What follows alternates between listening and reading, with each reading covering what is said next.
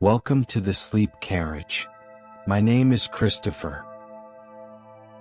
Tonight we're going to slip quietly into the gaslit fog of Victorian London, a place where the city never really slept and neither did many of the people in it. You're here to live, if only in imagination, the peculiar, restless life of a sleeper in the 19th century. And let's be honest, you probably wouldn't survive this one. Not with the coal smoke, the crowded rooms, and the fact that even the wealthiest Londoners complained about bad sleep. So, before you get comfortable, take a moment to like the video and subscribe, but only if you genuinely enjoy what I do here. And while you're at it, let me know in the comments where you're listening from and what time it is right now. Now, dim the lights, maybe turn on a fan for that soft background hum, and let's ease into tonight's journey together.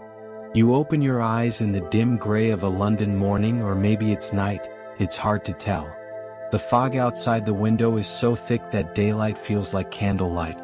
You're in a city that people said was the center of the world, but it also happens to be one of the noisiest, smokiest, and most sleepless places imaginable. The room you're in smells of coal smoke and damp stone. The wallpaper, peeling in strips, carries stains of years of soot that no scrubbing can erase. You cough once, twice, and the sound seems to vanish into the heavy air, as if the room itself is tired of echoes. Outside, faintly, you hear the wheels of a carriage splashing through puddles, iron horseshoes clattering on wet cobblestones. A hawker shouts something about fresh bread, though the bread is probably stale. Somewhere further away, a factory whistle screams into the fog, announcing to workers that it's time to rise or perhaps time to sleep, depending on their shift. You pull the thin blanket around your shoulders. It doesn't help much. The mattress beneath you is lumpy, stuffed with old straw that crunches softly whenever you move. And yet this here in London is considered decent enough for a working person. If you're lucky, there's no one else sharing your bed tonight. Often, 2 or 3 strangers would climb in together simply because they couldn't afford to sleep alone. The rhythm of life in Victorian London is uneven, full of odd hours. The city doesn't sleep all at once. The rich go to bed late, after dinners and theaters. The poor collapse early, then wake in the middle of the night for long hours of tossing, coughing, and worrying. And in between, the city itself makes its own music. Night watchmen knocking their sticks, cats yowling in the alleys, foghorns from the Thames rolling through the dark. It's strange to think, but historians note that Victorians often spoke of first sleep and second sleep. People would drift off in the early evening, then wake around midnight, light a candle, and perhaps read the Bible, mend clothes, or just stare at the ceiling for a few hours before lying down again. Some scientists today think this segmented sleep might have been natural in pre-industrial times. Others argue it was simply a survival trick in a world where nights were long and beds were never really comfortable. You breathe in the heavy, smoky air and listen to the city. A sudden thought crosses your mind. This is the place that gave us Sherlock Holmes, gaslight romances, and great novels full of night wanderings, but beneath the literature was always the truth. Londoners were tired. They talked about tiredness constantly. Insomnia wasn't a quirky condition for a few, it was nearly everyone's complaint. Great. Another day of fog, you think, pulling the blanket closer, wishing for just a little more quiet. But quiet in London is a fantasy. The horses keep trotting, the whistles keep blowing, and even in the hours when the lamps burn low, you never feel truly alone. Someone is always awake. You shift under your thin blanket and realize you're not alone. The walls around you are paper thin, so thin you can hear the rise and fall of your neighbor's breathing, punctuated now and then by a cough that rattles through the plaster. Above, there's a creak of footsteps on the floorboards, and below, the muffled clatter of someone washing tin dishes far too late at night. This is the boarding house, and this is where you sleep if you manage to sleep at all. The first thing you notice is the smell. It's not a gentle smell. The mix is powerful: boiled cabbage drifting in from the communal kitchen, damp wool coats hung too close together in the hall, the faint sweetness of coal gas from the lamps, and of course, the never quite washed bedding. The mattress beneath you is stuffed with horsehair or straw, depending on which bed you've lucked into. Both smell faintly of damp earth. Both poke you at inconvenient angles. There's no sense of privacy here. To get into bed, you shuffle past others already dozing, their boots neatly arranged or not so neatly at the side of their cots. The air is thick with snores, grumbles, and the restless shuffling of bodies that never quite find comfort. You think to yourself, lovely, an orchestra of half-asleep strangers. It wasn't unusual for boarding houses to cram a dozen people into rooms that might today be considered small even for two. Sometimes beds were rented not by the night but by the shift. If you worked during the day, you'd rent the bed at night. If you worked nights, you'd rent it during daylight hours. The mattress never cooled between bodies. Imagine crawling into bed, still warm from the stranger who just rolled out. Cozy in the most unromantic way possible. Some historians argue that this constant turnover meant Londoners lived in closer contact with one another than almost any other group in history. Others suggest it was less community and more endurance. You didn't exactly form friendships when you were busy ignoring the fact that 3 different men were snoring in 3 different rhythms beside you. And the noises outside? They never stopped. A baby cries 2 rooms over, its mother pacing back and forth, the boards creaking under every step. Someone lets out a sudden laugh, high-pitched and a little drunk, then shushes themselves quickly when others grumble. Down the hall, a door slams, rattling the thin glass panes in their frames. Even rats, scurrying in the rafters, make their nightly rounds. You adjust your pillow, if you can call it that. A lump of fabric stuffed with rags, more like a folded coat than anything resembling the feather cushions of the wealthy. It doesn't matter how you turn it, it never quite feels right. You lie back, staring at the cracked ceiling and wonder if sleep will come. Sometimes in the boarding house it did. Exhaustion was stronger than discomfort. After 12 or 14 hours of work, whether in a factory, on the docks, or as a servant, you could collapse anywhere and drift off. But just as often, sleep came in fragments, broken by the coughs, the footsteps, the baby, or the sudden shouts from the street outside. One quirky fact slips in. It wasn't uncommon for boarding houses to have rules about snoring. If you snored too loudly, others had the right to prod you awake or even demand you leave. Imagine being evicted not for failure to pay, but for your nasal symphony. The rhythm of life here is relentless. You close your eyes, hearing the boarding house breathe and creak as though the building itself were alive. You wonder whether you'll dream tonight or simply drift in that restless half-sleep that Londoners knew so well. Either way, morning will come quickly. It always does. You lie in bed, but sleep doesn't come. Not with the city pressing in through every crack in the wall. London is not a place that quiets down. It simply changes rhythm, like an orchestra that never stops playing. You close your eyes and instead of silence, the night delivers its own soundtrack. First, the horses. Always the horses. Their hooves clatter over cobblestones, steady and sharp, echoing up the narrow streets like drumbeats.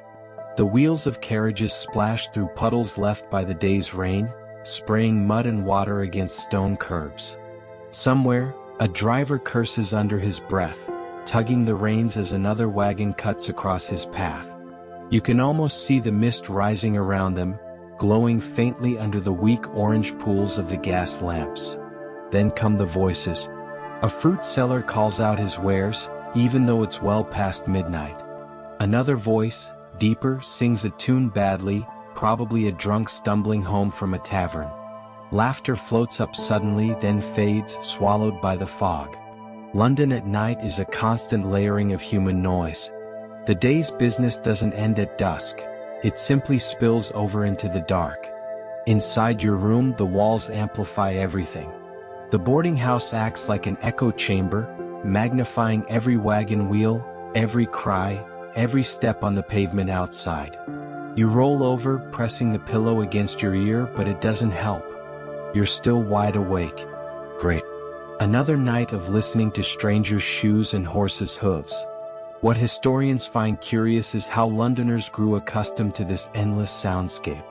Diaries mention the comforting regularity, of the watchman's staff hitting the pavement as he made his rounds.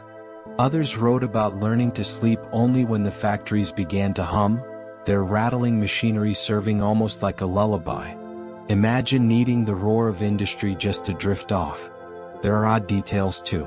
Newspaper archives describe knocker-uppers, people hired to wake workers in the early hours by tapping long sticks against their windows. Picture it. You finally drift into deep sleep, only to be rattled awake by a stranger rapping on your glass with a pole. Yes, this was considered a perfectly normal service. Alarm clocks were rare, expensive, and unreliable, so human alarm clocks filled the gap.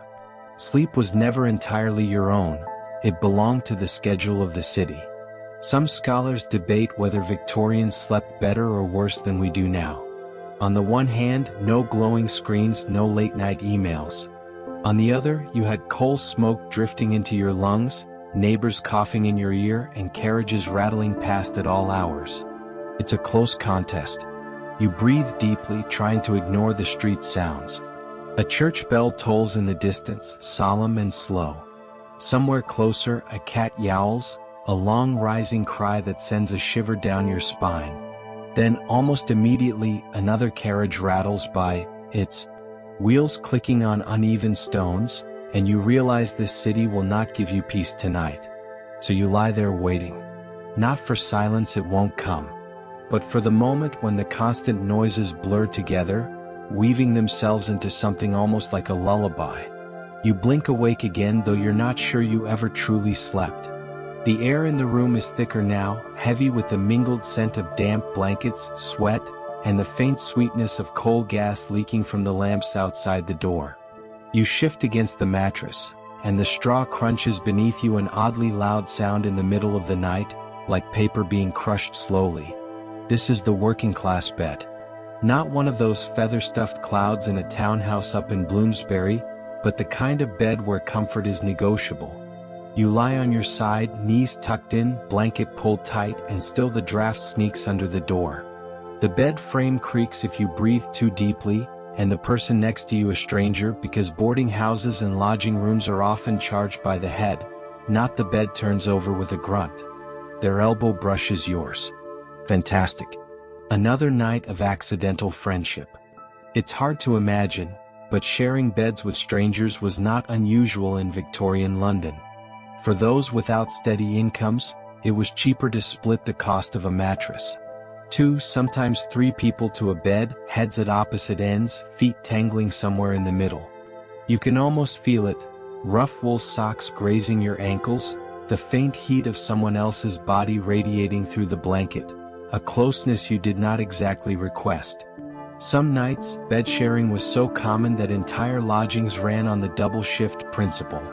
One person worked while the other slept, then swapped at sunrise. The mattress never cooled.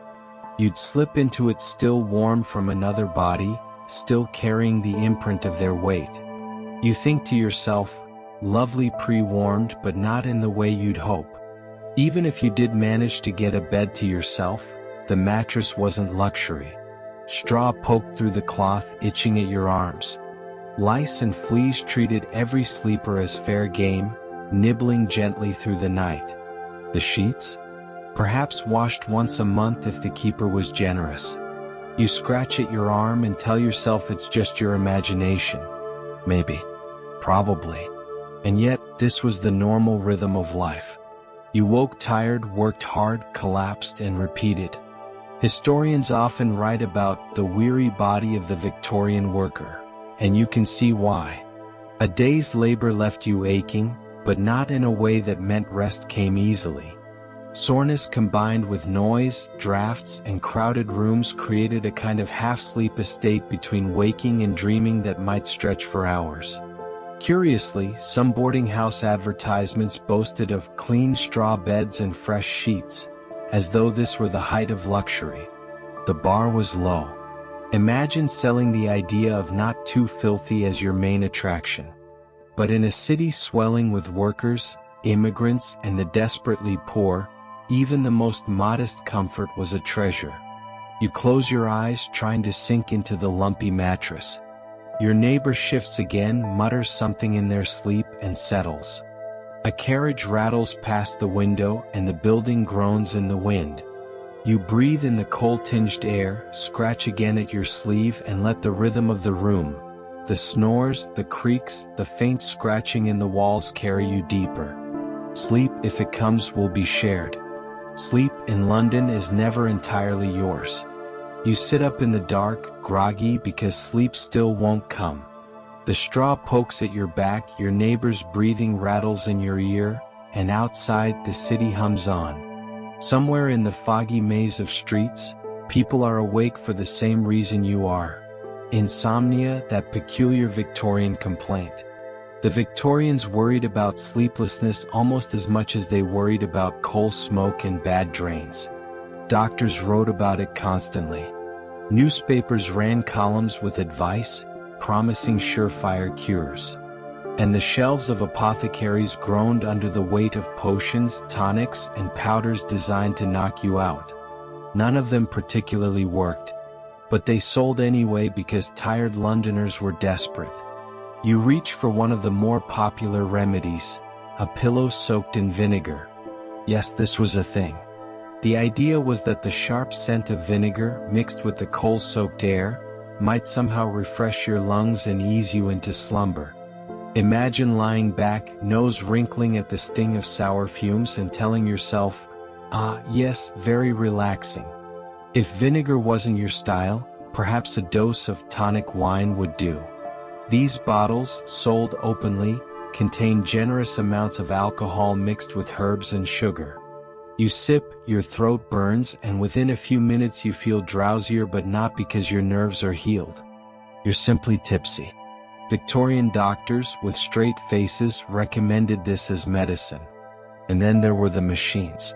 Small, battery-powered contraptions advertised in pamphlets as electric sleep inducers. You'd strap them to your head or hold the handles in your palms, receiving tiny jolts that supposedly calmed the nerves. Some claimed it worked wonders. Others said it was nothing but a parlor trick.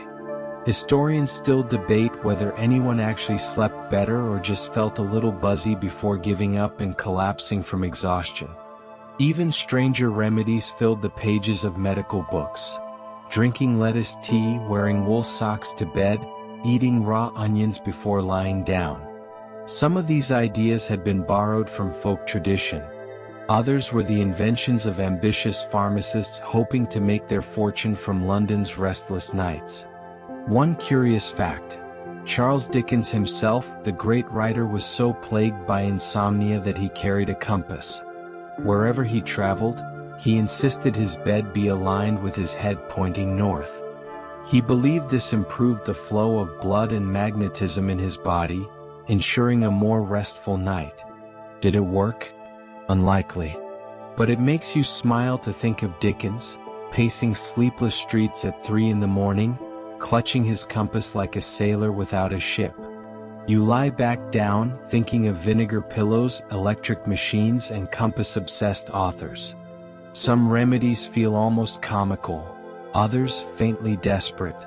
What ties them together is the rhythm of a city that never gave its people true rest. London at night was always too loud, too smoky, too crowded. And so its people invented cures, one after another, hoping to bargain with sleep. You close your eyes and breathe. The sour sting of vinegar, the faint hum of a street below, and the comfortless mattress beneath you all blending into one long experiment at rest. Perhaps, just perhaps, tonight you'll manage a little more sleep than yesterday. The hours slip forward and still you find yourself awake. You sit in the flicker of candlelight, watching shadows quiver along the wall. This is the nightly routine. No electric lamps, no glowing clocks, just the tiny flame of tallow or beeswax guiding your way into bed. The candle sputters, its smoke curling in lazy gray tendrils, and you realize the air is already thick. The room carries 3 layers of smell: now wax, coal smoke from the street, and the lingering damp of the straw mattress. You undress slowly, folding your shirt neatly because space is too precious for untidiness. Boots sit by the door, soles caked with mud from London streets, a reminder that even in dreams you cannot quite escape the city. You slide under the blanket again, and the candlelight makes everything softer, though not necessarily calmer. Shadows play across the cracked plaster ceiling, shapes shifting. Like dancers, first a horse, then a tree, then something unrecognizable. You think to yourself, great, haunted by my own candle. It's strange to imagine now, but the candle itself was a luxury. The poorest often couldn't afford wax, relying on rushlight's thin reeds dipped in animal fat. They smoked terribly, stank worse, and guttered out in minutes. You would fall asleep not with the warm glow of wax, but with the acrid bite of burning grease filling your nostrils. Some people swore it didn't matter, that once you grew tired enough, even the worst rushlight became comforting. Others argued it only made sleep harder. Historians still debate whether these tiny flames truly served as nighttime companions, or just prolonged the misery of wakefulness. The candle sputters again, and you lean closer to shield it with your palm. The flame steadies, throwing a warmer glow on the narrow bed. You feel the rhythm of your breathing match the flicker. Inhale, exhale. Flame dips, flame rises. There's something almost hypnotic about it. Yet even with the soft light, the room feels uneasy. Shadows amplify noises. A cough down the hall sounds like it's in your own chest. The creak of a stair echoes like footsteps at your door. Candlelight doesn't just soothe, it also exaggerates. You lie back, staring, half tempted to blow out the flame but afraid of the darkness it would leave behind. Some Victorians had superstitions about this moment. They believed a candle left burning too long might invite spirits, its flame acting as a beacon for wandering souls. Others thought extinguishing it too abruptly was bad luck. Better to snuff it gently, letting smoke curl upward like a whisper. You smile at the thought of so many rules, even about light. You close your eyes and feel the warmth of the candle on your face. The wax drips steadily, marking the passing of time. Outside, the city murmurs on, but here, in the candlelit room, you let yourself drift into that twilight state. Not asleep, not awake. Just resting in the flicker, the rhythm, the hush. The candle eventually burns low, the wick curling into a tiny black coil. You decide it's time, and with a slow puff, the flame is gone. Darkness fills the room, instantly thick, pressing, almost alive. For a long moment, you hear only your own breathing, the faint creak of wood as the house settles, and the faraway sound of wheels rattling over cobblestones. You lie there, wide-eyed, because true darkness is different in Victorian London. No streetlights glowing through thin curtains, no digital clock casting red numbers, no glow from passing cars. Just complete blackness, like sinking into a velvet well. It can feel endless, even a little frightening, but you remind yourself, this is what everyone knew then. This was normal. You shift beneath the blanket, listening. The mattress crunches slightly with every move, straw shifting under your weight. Somewhere beyond the thin wall, a neighbor mutters in their sleep, words blurred by dreams. The sound is oddly comforting. You are not the only one awake. Victorians often shared beds. Not just spouses, but siblings, children, even lodgers. Privacy was rare. 2 or 3 people might sleep side by side, bodies arranged like spoons in a drawer. In some inns, strangers could be assigned to the same bed if space was tight. Sleeping with a stranger meant exactly that. You smile at the thought. Imagine booking a room and waking up next to a coal miner you'd never met. In your case tonight, the bed is only yours, but the walls are thin enough to remind you that solitude is never absolute. A cough rattles in the room next door. Then a muffled thump, maybe someone turning over too hard in their sleep. Then silence again, stretching long. This quiet is not absolute either. Your ears adjust and start collecting tiny sounds. A drip of water in the sink, the squeak of a mouse somewhere under the floorboards, the distant clip-clop of a horse still working the midnight shift.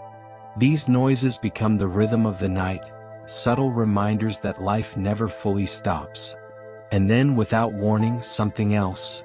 the faint, steady scratching of claws. You hold your breath. Not dramatic, not dangerous, just the nightly skitter of rats in the walls. Everyone knew they were there. London teemed with them, and sleep often came with the awareness that you were sharing the darkness with creatures you'd rather not meet. Some families kept cats for this very reason, though cats had their own night habits that weren't much quieter. You exhale slowly, telling yourself it doesn't matter. The rats are not for you, they have their own business. Still, you tug the blanket higher. It's an instinct passed through generations. Pull the covers up, make yourself small, let the night pass. Some historians say this shared awareness of night sounds gave Victorians a certain resilience. They could sleep through coughs, snores, scratching, and footsteps, waking only when truly urgent noises cut through. Others argue it left people permanently restless, always half alert, never fully surrendered to slumber. You think both might be true depending on the night. You close your eyes again, trying to drift. The darkness feels thicker now, but your breathing slows, and the rhythm of the house creaks, drips, scratches becomes almost like a lullaby. You tell yourself that this, too, is the rhythm of life. And in time you start to soften into it. Sometime in the deep of night, you stir again. Sleep in Victorian London often arrived in pieces, not in the single, unbroken stretch people expect today. Historians call it segmented sleep of two distinct slumbers, with a waking interval in between. You are in that interval now. Your eyes open to the same blackness as before, but your body feels rested, oddly clear-headed. It is not unpleasant. In fact, this waking period was once considered a useful time. People might pray, read by candlelight, or simply sit in silence, waiting for the second sleep to come. Some even paid visits to neighbors or tended to do chores quietly in the dark. You lie still, listening again. The house has its own voice, beams groaning softly as if stretching, a window pane rattling in the wind, the occasional sigh of the wood stove. There is comfort in this middle-of-the-night pause, a reminder that life moves in cycles, not a single line.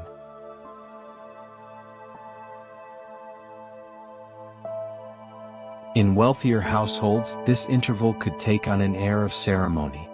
A gentleman might slip from bed to his study, light a pipe, and ponder the day's news. A lady might write letters by lamplight or add stitches to embroidery. But in a house like yours, resources are limited. A candle is precious. A match is not struck lightly. So you do what most in your position did. You stay in bed, quiet, thoughtful. Your mind drifts, as so many Victorian minds must have, to the events of the day just past. You recall the shopkeeper's cheerful chatter, the smell of roasted chestnuts on the corner, the distant tolling of St. Paul's bells. Small things that stack together into a life. And in the hush of this midnight pause, you feel them more clearly than you did while they were happening. Others used this time for prayer. The silence between sleeps was thought of as holy, a natural hour to whisper to God when the world outside was stilled. You imagine families kneeling together by their bedsides, lips moving in half-silent devotion, or solitary figures murmuring petitions while staring into candle flames. But not all prayers were solemn. Some were whispered bargains for health, for protection from illness, or even for luck at work in the morning. For many, this dark wakefulness was an hour of worry. After all, nighttime in Victorian London carried its own shadows. Thieves in alleys, sickness in crowded streets, and fires sparked from stray coals. To lie awake was to remember danger. Still, there were gentler reasons for this wakeful interval. Lovers might talk quietly under the covers, sharing thoughts too delicate for daylight. Parents might soothe a restless child or simply watch their family sleep, grateful for the quiet. Even the rats, skittering along their secret routes, seem less menacing now, just part of the city's endless company. After a while, your own wakefulness begins to blur. Thoughts lengthen, stretch thin, and then tangle into dreamlike shapes. This was how the second sleep arrived. Not forced but gently, as though darkness itself leaned down and drew you back under. Your breathing slows once more. The mattress beneath you feels a little softer, the blanket a little heavier. Outside, a horse snorts in its stall. A cart creaks faintly in the distance. And you, like so many in Victorian London before you, drift quietly into the second part of the night's rest. Morning comes slowly in Victorian London. You wake not to the shrill blast of an alarm clock, those are for the wealthy, but to the quieter signals of the world around you. A neighbor's footsteps overhead, the creak of a cartwheel outside, the muffled call of a milk seller passing down the street. The room is dim. Sunlight doesn't stream into your space so much as seep through soot-darkened windows. The walls themselves are damp to the touch, breathing out the city's chill. Your blanket is thin, your body stiff from a mattress stuffed with straw, yet there is relief in waking. Sleep has been its own trial, but now the day must begin. You stretch, pushing back the covers, and feel the bite of the morning air. Fire is precious, coal costs money, and so your room remains cold. Many Londoners woke to shivers, breath fogging in the half-light, fingers numb before even leaving bed. You pull on yesterday's clothes, the wool scratchy but familiar, and step cautiously onto the floorboards, listening for mice skittering away. The household begins to stir. Downstairs, someone stokes the fire with yesterday's ashes, coaxing a faint glow into warmth. The smell of smoke drifts upward, joined by the scent of boiling oats or, if fortune smiles, bread just warming on the hearth. And yet, this is not a leisurely breakfast. For most of the city's workers, mornings are hurried. There are shifts to begin, markets to reach, employers who demand punctuality. You imagine yourself as a young apprentice, tugging on your boots and gulping down porridge before running out into the street. Or perhaps a washerwoman, carrying baskets heavy with clothes to be scrubbed in cold water by raw hands. The streets themselves are alive with sound. Hooves clatter, wheels rumble, voices call out. And always, the smell of coal smoke hangs in the air, mixing with the sour tang of refuse. It is not a clean morning, but it is a lively one, and in its bustle there is a strange comfort. The city wakes as one, thousands of souls pressing into another day. In wealthier homes, the morning rhythm is different. Servants rise first, lighting fires in drawing rooms and setting out breakfast trays. Families awaken to tea already poured, toast already buttered, sunlight filtering through curtains freshly tied back. Even in sleep, class divides remain sharp. One person's drowsy yawn is another's early labor. You pause to notice something, how precious rest truly is in this city.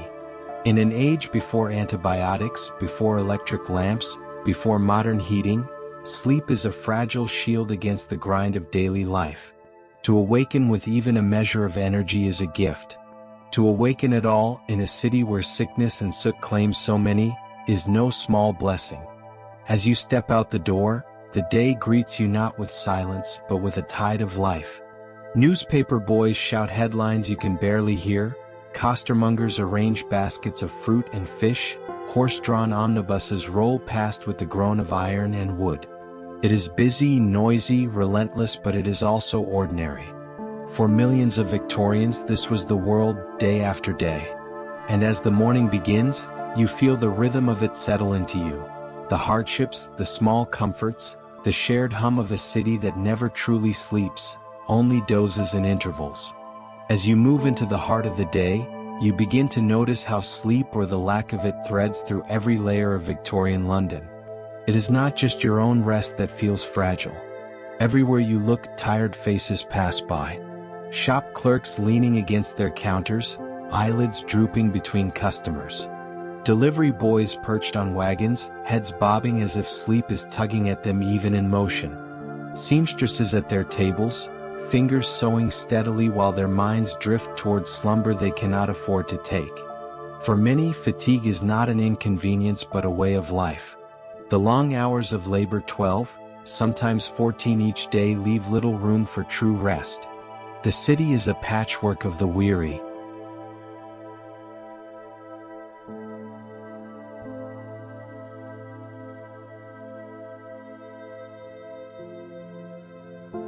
Those who sleep too little, those who sleep too roughly, those whose sleep is never free from the worry of tomorrow. And yet, in the quiet corners, You also find oases of drowsy peace. In churchyards, men doze on benches, their hats tilted to block the sun. In parks, children nap in their mothers' laps, soot-streaked but safe in the cocoon of warmth. Even in factories, some workers sneak moments of rest in hidden corners, leaning against walls or crouching behind stacks of crates. These are tiny rebellions against exhaustion, brief reclaimings of the body's need for stillness. For the wealthy, meanwhile, rest becomes almost an art. Afternoon naps in sunlit drawing rooms, fainting couches lined with silk, sleep remedies of lavender water or soft music from a piano. In fashionable medical circles, sleep itself was prescribed, as though it were a luxury treatment rather than a universal need. The contrast is stark. One city, two worlds, divided even in dreams. And as you observe, you realize something quietly remarkable. Though their circumstances differ, all Londoners share one thing: the night is their refuge. However they lived their day, whether in sweat and grime, or in polished halls, sleep awaited them as the great equalizer. It might not be restful, it might not be kind, but it came. When darkness falls again, you picture yourself returning to your narrow bed, your straw mattress, your thin blanket. You know the sleep ahead will not be perfect.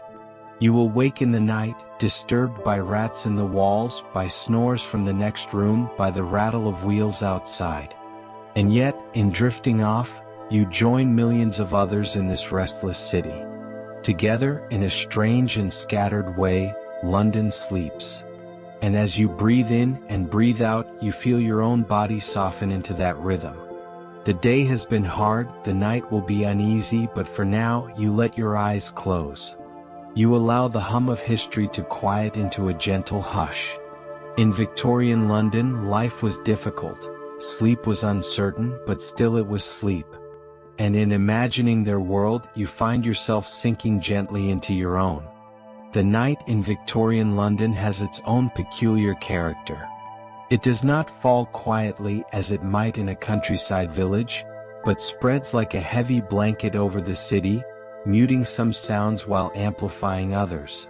By day, London is bustling, unrelenting. By night, it is uneasy, alive in a different way. You lie in your bed listening. The walls are thin, and every creak seems to belong not to your house alone but to the whole street. You hear footsteps on the cobblestones outside, a man returning late, his boots heavy with fatigue. Somewhere, the high, thin voice of a baby cries into the dark, echoing through tenement walls like a plea for comfort that never truly arrives. For the poor, sleep is punctured by interruptions. A drunkard stumbles home, singing slurred fragments of a song. The market women rise before dawn, so their chatter begins while the stars are still visible. Even the animals make themselves known: cats screeching in alleyways, dogs barking in response, horses clattering down distant streets with loads that must be moved at all hours. And yet, amid this uneasy chorus, there is also something strangely soothing. The noise of London is constant, like the steady lap of waves against a shore. It is never silent, but in its unbroken rhythm, it becomes familiar, almost protective. You breathe in its pulse as you drift in and out of half-sleep. For the wealthier quarters, the night carries a different tone. Carriages return late from the theater, lanterns glowing faintly through the mist. Inside grand houses, servants move softly about, tending fires, drawing curtains, bringing warm drinks to those who cannot sleep. The upper classes too wrestle with insomnia, but theirs is gilded with remedies. They sip opiates disguised as tonics, or consult the new medical journals that prescribe sleep hygiene in ways the poor could never imagine. For them, sleeplessness is a problem to be solved. For you, it is simply the way life is. Still, whatever the class, whatever the house, the city eventually drifts towards slumber. Its streets are quiet, its windows darken, and the night deepens until only the faint glow of gas lamps and the smell of coal smoke remind you that you are not alone. Sleep comes in fragments, but it comes all the same, weaving its way through London's millions, tucking them into uneven dreams. You wake to the sound of bells. Not the gentle ringing of a clock in a cozy parlor, but the clanging, uneven peal of church bells marking the early hour. They cut through the morning mist, tugging you back into the day whether you are ready or not. Mornings in Victorian London are rarely quiet. The city yawns awake in a chorus of movement, street sellers setting up their carts, costermongers calling out the day's goods in sing-song voices, and horses stamping as they are harnessed for another long stretch of pulling carts through narrow, muddy lanes. You stretch in your cramped bed, aware of the draft sneaking through cracks in the wall. If you are among the working poor, your breakfast is meager. Perhaps a crust of bread, maybe weak tea if you are fortunate. The smell of coal fires already thickens the air, mingled with the sharper tang of fried herrings from a neighbor's pan. The rhythm of life is unforgiving. Work waits and the city's machines never pause. For those of means, the morning unfolds differently. A servant brings a tray complete with eggs, bacon, and steaming tea. Curtains are drawn back to reveal polished streets in the finer districts, where the lamplighters have already extinguished their globes. The wealthy rise slower, but they too are bound by the clock. Business in the city, meetings in parliament, or social calls that demand appearances, it is still a treadmill, though cushioned by silk and mahogany.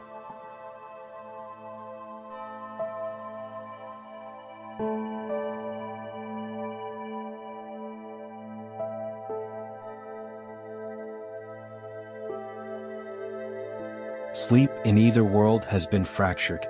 Historians believe Victorians often slept in two distinct phases. First sleep and second sleep, waking for an hour or two in the middle of the night to read, write, pray, or simply sit by the fire. Some found this natural rhythm comforting. Others fretted over it as though sleeplessness were a personal failing. You may have joined the quiet watchers of the city, awake when the gas lamps burned low, drifting back only when dawn's gray light crept in. Now the day presses forward and you feel it in your bones. The city does not care whether you have slept well. It demands your presence, your labor, your time. And so, with a weary shrug, you step into the streets once more, carried along by the current of millions doing the same. By the time the sun rises high enough to burn through the haze, London streets are in full swing. You step carefully over puddles that never seem to dry, the water darkened with coal dust and refuse.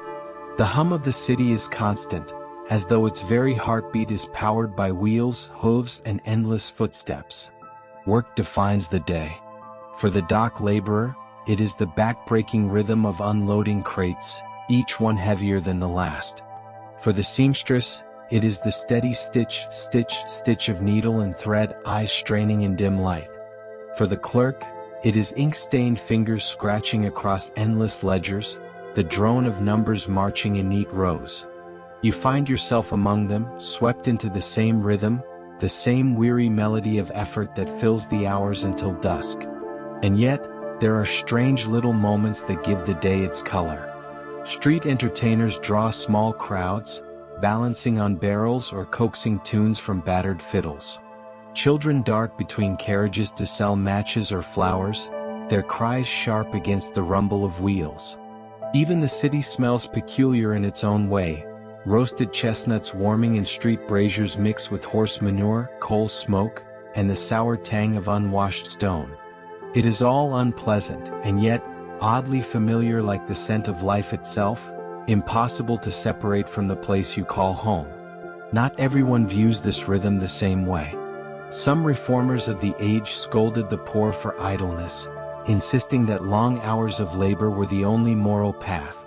Others whispered that society itself had failed, that no one could thrive on so little sleep, so little food, and so much struggle. You stand between these voices, knowing that life is far more complicated than any tidy argument. People work until their backs ache because they must, and they sleep when they can because there is no other choice. The hours roll by. The city does not stop. Neither do you. Your body moves, your mind drifts, and somewhere deep within, you already yearn for the relief of night when the gas lamps glow again, when blankets offer a kind of shield, when sleep, fractured though it may be, carries you away from the unending hum of Victorian London. As the long day wanes, you notice how shadows stretch across the cobbled streets, pulling the edges of the city into softer, gentler shapes.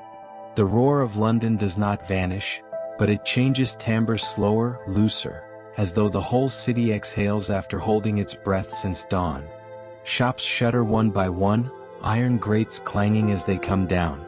Carriages still rattle by, but now their lamps glow like floating stars, cutting through the smoky air. You drift with the crowd, following the pull of evening. The taverns swell with laughter and the clink of tankards, voices spilling into alleys like rivers overflowing their banks. Outside, children tug on your coat, still selling matches or violets, their eyes too sharp for their small years. You think of your own eyes, heavy with fatigue, and wonder when they last saw real rest. There is a comfort in the night, though. Gas lamps line the streets in a rhythm so steady that you begin to match your steps to their glow. One pool of light, then another and another still. For a moment, you let yourself believe that the lamps are guiding you home, wherever that may be. A quirky detail from this era. Some Londoners swore gas lamps changed the air itself, that they made people faint, or stirred peculiar moods. Others argued the opposite, that they brought a sense of safety, a reassurance against the deep unknown of darkness. You breathe in, uncertain which story feels truer. As you walk, you pass those who have already given up on the search for a proper bed. Men slump against doorways, women curl beneath shawls, children huddle in pairs along warm grates where the underground steam leaks through. To the city they are shadows. To you they are reminders that sleep in Victorian London is not a private luxury but a public necessity. People rest wherever exhaustion drops them, indifferent to cobblestones or drafts. Historians debate whether this relentless fatigue shaped the character of the city itself. Did London's drive, its constant churn of invention and industry, spring from sheer ambition or simply from the desperate need to keep going, because stopping meant collapse? You do not answer. You simply listen to the lull of wheels, the laughter spilling from taverns, the low murmur of voices heading home. And in this softened night, with your feet sore and your body swaying, you feel the pull of sleep again. Not the restful kind, not yet, but the weary surrender of a soul who has traveled every corner of the day and now seeks the quiet shelter of darkness. The night is fully upon you now. The last of the carriages clatter by, their iron wheels sparking softly on uneven stones. The air smells faintly of coal smoke and damp wool, and the moon peers shyly through a veil of fog, as though it too is weary of competing with London's lamps. You move through quieter lanes where footsteps echo longer, each sound swallowed more slowly by the silence. You notice how the city rearranges itself at night. By day the streets belong to the merchants, the clerks, the shouting vendors. But after dark, another class claims them: the watchmen, the crossing sweepers who linger with brushes tucked under their arms, the lonely silhouettes of women who barter in whispers. Their faces blur into shadow, yet their presence carries its own rhythm. This is the London you sleepwalk through, heavy-eyed yet awake, suspended between rest and survival.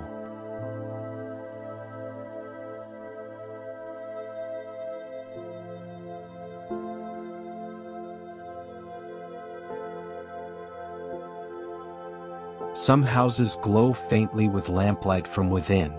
Curtains shift as someone peeks out, then fall still again. Inside, families tuck children into narrow beds, whispering prayers that they might sleep untroubled. You can almost hear the creak of bed frames, the rustle of quilts patched with care.